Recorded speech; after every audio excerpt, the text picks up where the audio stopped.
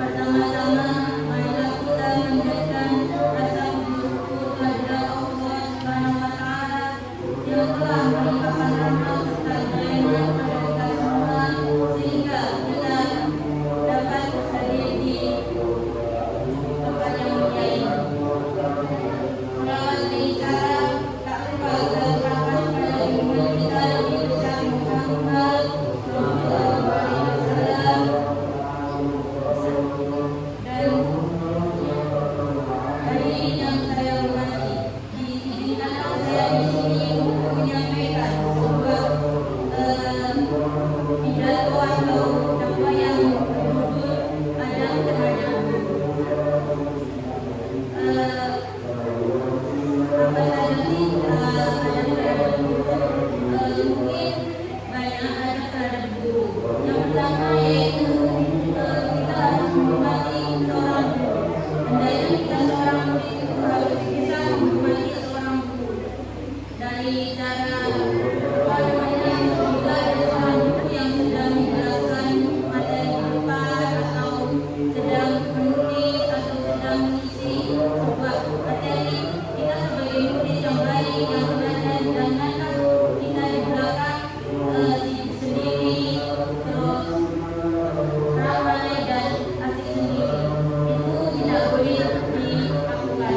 Jadi kita sebagai murid yang baik atau sebagai murid yang teladan, kita memiliki adab yang baik terhadap guru, yaitu kita harus menghormati. Jadi jika ada guru yang sedang menjelaskan sebuah materi di depan, itu kita harus menjelaskan, kita harus mendengarkan dengan baik, memperhatikan dengan baik.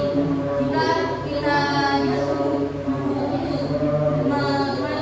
menjelaskan materi apa yang telah dijelaskan, mungkin kita akan